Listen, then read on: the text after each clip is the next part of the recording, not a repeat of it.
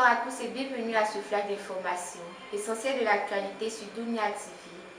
Le président Alassane Ouattara a été investi aujourd'hui pour un nouveau mandat de 5 ans à la tête de la Côte d'Ivoire. Le président de la République a prêté serment devant l'ensemble de son gouvernement, les représentants des grandes institutions ivoiriennes, le corps diplomatique et 2 chefs d'État africains, notamment le Béninois Thomas Boni Yahi, président en exercice de l'Union économique et monétaire ouest-africaine, et de Macky Sall, président du Sénégal, ainsi que la majorité des candidats à l'élection présidentielle. Le Conseil constitutionnel, présidé par Koné Mamadou, a procédé à la lecture de la décision de confirmation de la victoire d'Alassane Ouattara, telle que proclamée par la Commission électorale indépendante. Son Excellence M. Alassane Ouattara, dans son discours, a levé un point de voix sur son programme de gouvernement. Pour lui, l'Ivoirien nouveau ne doit pas être un simple concept, mais des actions concrètes pour contribuer au bien-être des populations. L'intensification de la réconciliation et le renouvellement de la Constitution sont entre autres les priorités de son nouveau quinquennat. Le civisme en Côte d'Ivoire reprend ses droits.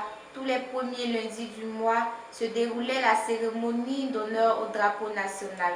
Cette tradition a été respectée ce lundi 2 novembre 2015 à la cité administrative au Plateau en présence du grand médiateur de la République, Ngolo Coulibaly, de l'inspecteur général d'État Niamey Ngoran, du ministre des TIC Bruno Koné et du secrétaire général du Conseil économique Albert Oba. Tous ont été accueillis par Sidi Tiemoko Touré, ministre de la Jeunesse et de l'Emploi. Suivez. Cité administrative du Plateau, 7h30. Ce lundi, l'honneur est rendu au drapeau national. Le salut aux couleurs, l'un des devoirs du citoyen envers sa patrie. La musique de la gendarmerie nationale, dirigée par le lieutenant Sébastien Ambeu, a exécuté l'hymne national, l'abidjanaise. Après la montée du drapeau, le médiateur de la République et l'inspecteur général d'État, invités d'honneur, expliquent l'importance de cette cérémonie. Tous deux exhortent les Ivoiriens à adopter la culture des valeurs républicaines. Le président de la République souhaite évidemment qu'il y ait un Ivoirien nouveau, c'est-à-dire un Ivoirien qui respecte le bien public, qui est à l'heure au travail. La cérémonie se déroule ce matin à 7h30, c'est un lundi.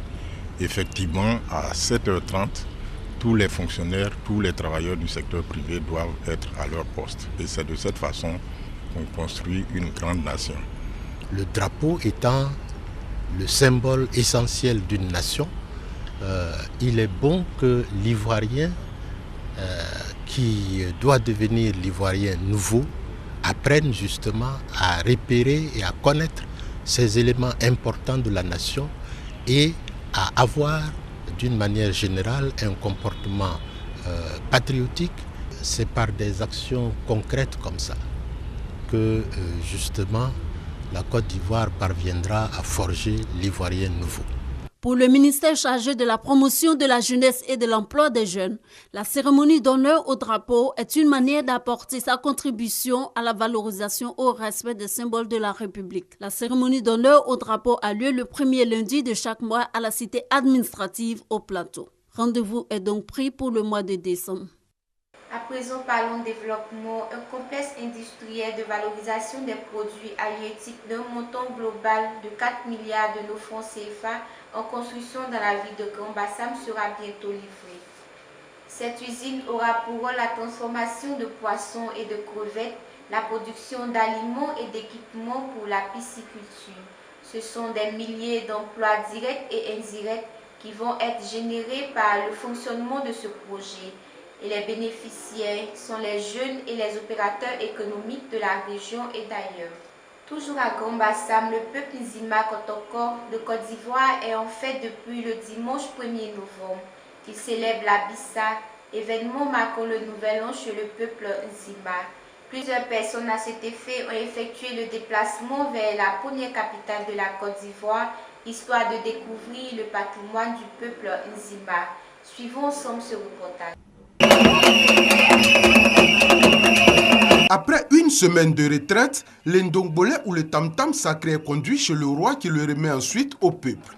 C'est donc parti pour une semaine de festivités marquée par les danses, les réjouissances, la critique sociale et les retrouvailles. Pour l'ouverture de la Bissa 2015, plusieurs personnes ont effectué le déplacement. Je suis un résident d'ici, donc c'est un peu notre carnaval de Rio.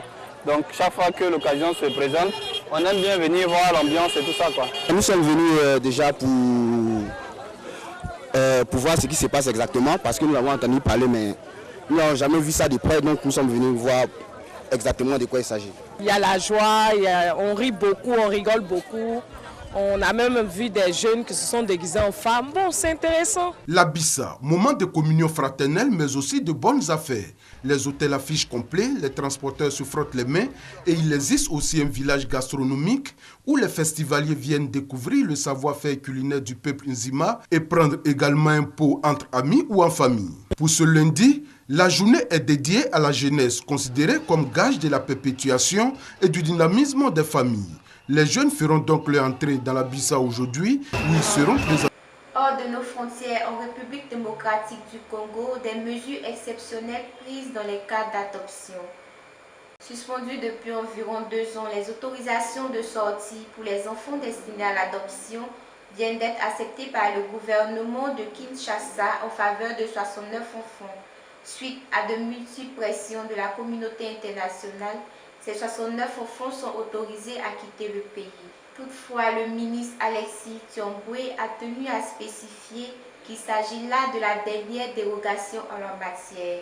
Il faudra dorénavant attendre la future loi sur les adoptions actuellement en discussion. Et un mot de sport pour terminer, le tirage au sort de la Coupe de la Ligue au stade des 8e de finale a eu lieu ce mardi. C'est le patineur artistique Florent Amodio, supporter du club de la capitale, qui présupposé à ce tirage. Et un mot de sport pour terminer, le tirage de la Coupe de la Ligue au stade des 8e de finale a eu lieu ce mardi matin. C'est le patineur artistique Florent Amodio, supporter du club de la capitale, qui préposé à ce tirage a une fois de plus réuni les destins des 2 clubs, le PSG et l'AS Saint-Étienne, dans la compétition. Ici pour faire ce flash d'information, merci de nous avoir suivis et restez connectés sur Dunia TV.